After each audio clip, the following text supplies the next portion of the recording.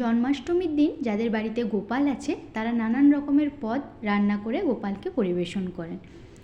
কাজের অনেক ব্যস্ততাই থাকে, তাই কিভাবে আমি একটা বাটার দিয়ে 3 রকমের পদ রান্না করে দেখাবো আমি, তারই একটি সহজ রেসিপি নিয়ে আমি হাজির হয়েছি। আর জন্মাষ্টমীর স্পেশাল পর্বের দ্বিতীয় ভিডিওতে আপনাদের সবাইকে স্বাগত।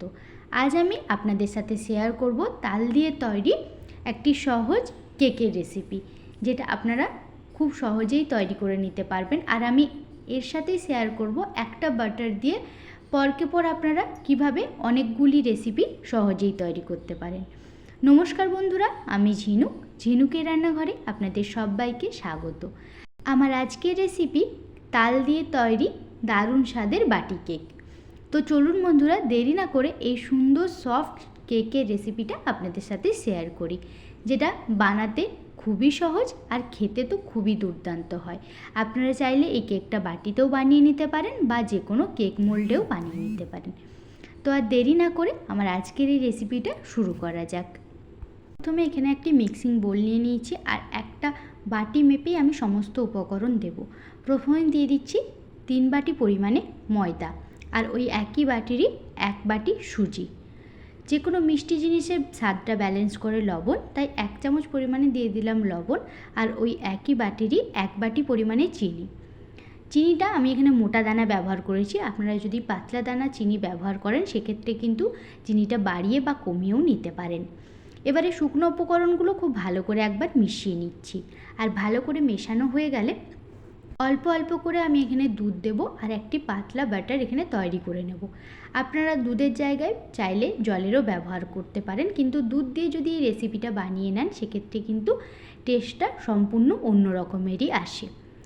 আমি এখানে যে পরিমাণে ব্যাটার ব্যবহার করছি বা যে পরিমাণে উপকরণ ব্যবহার করছি, এটা দিয়ে আমি 3টে রেসিপি বানাবো। আপনারা যদি একটা একটা করে রেসিপি বানান সেক্ষেত্রে কিন্তু পরিমাপটা কমিয়ে নেবেন। এখন দিয়ে দিলাম 1 বাটি তালের পাল্প। তালের পাল্পটা আমি কিভাবে বের করে নিয়েছি তার ভিডিও অলরেডি আমি আপলোড করেছি, তাই সেখান থেকে দেখে নিতে পারেন।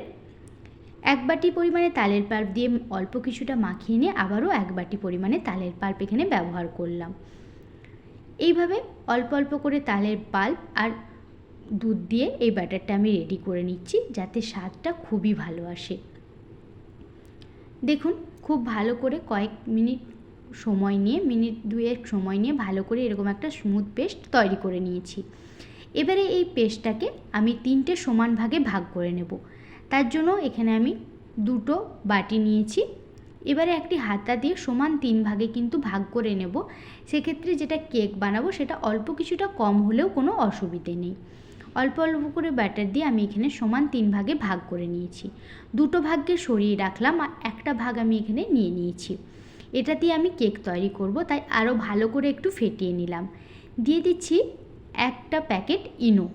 আপনারা চাইলে এখানে বেকিং সোডা 4 ভাগের 1 ভাগ আর বেকিং পাউডার 1 চামচ দিয়েও কিন্তু বানিয়ে নিতে পারেন, সেক্ষেত্রেও ফরমেন্টটা ভালোই হয়। অল্প কিছুটা দুধ দিয়ে দিলাম।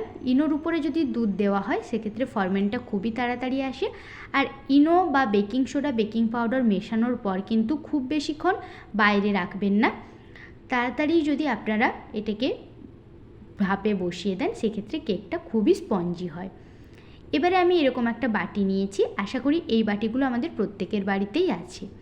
এখন এই বাটিটার সাথে মাখিয়ে নিচ্ছি অল্প কিছুটা পরিমাণে সাদা তেল মাখিয়ে নিলে কেকটা বেক হওয়ার পর কিন্তু খুব ভালো করে ডিমোল্ড হয়ে যায়। আপনারা চাইলে এখানে সাদা তেলের বদলে কিন্তু বাটার পেপারেও কেকটা বসিয়ে নিতে পারেন, সেক্ষেত্রেও কিন্তু কেকটা ডিমোল্ড করতে সুবিধেই হয়।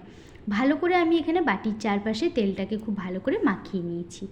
এবারে যে ব্যাটারটা আমি রেডি করে রেখেছিলাম সেই ব্যাটারটা থেকে অল্প কিছুটা পরিমাণে ব্যাটার আমি এই বাটির মধ্যে দিয়ে দিচ্ছি। বাটিটা কিন্তু একদমই ফুল করবেন না, মোটামুটি হাফের একটু বেশি পরিমাণে হবে ততটা ভর্তি করলেই হবে, কারণ কেকটা বেক হওয়ার পর কিন্তু অনেকটাই ফুলে যায়। যদি অতিরিক্ত পরিমাণে দিয়ে দেন সেক্ষেত্রে কিন্তু কেকটা খুব বেশি ফুলে যাবে বা বাইরে বেরিয়ে যাওয়ারও সম্ভাবনা থাকে। এখন কেকটাকে সুন্দর করে সাজিয়ে নেব, তার জন্য দিয়ে দিচ্ছি কিছুটা পরিমাণে টুটি ফুটি। আপনাদের হাতের কাছে যদি টুটি ফুটি না থাকে সেক্ষেত্রে কিন্তু ড্রাই ফ্রুটসও ব্যবহার করতে পারেন বা শুধু কিশমিশেরও ব্যবহার করতে পারেন। একইভাবে আমি এখানে 3টে বাটি রেডি করে নিয়েছি। একটা বাটি আমি টুটি ফুটি দিয়ে তৈরি করে নিয়েছি, বাকি বাটিগুলোতে দিয়ে দিচ্ছি অল্প কিছুটা পরিমাণে কিশমিশ। কিশমিশ ড্রাই ফ্রুটস দিয়েও বানিয়ে নিতে পারেন, সেক্ষেত্রেও কেকটা কিন্তু খুবই ভালো লাগে। বা হাতের গড়ায় যদি কিশমিশ ড্রাই ফ্রুটস কিছুই না থাকে, সেক্ষেত্রে এমনিও বানিয়ে নিতে পারেন কেকটা, তখনও কিন্তু খেতে খুবই ভালো লাগবে। একইভাবে আমি এখানে 3টে বাটি তৈরি করে নিয়েছি। এবারে কেকটাকে বেক করার জন্য আমি ওভেনের মধ্যে একটি কুকার আগে থেকেই প্রিহিট করে নিয়েছি একটা স্ট্যান্ড বসিয়ে। এখন এই কুকারটার মধ্যে দিয়ে দিচ্ছি আগে থেকে যে কেকগুলো আমি রেডি করে রেখেছিলাম সেই বাটিগুলো। এখন ঢাকা দিয়ে বেক হতে দেবো। তার জন্য যে কালো রবারটা থাকে সেটা কিন্তু আমি বের করে নিয়েছি। ঢাকা দিয়ে বেক হতে দেবো 45 মিনিটের জন্য। ফিরে এলাম 45 মিনিট পরে।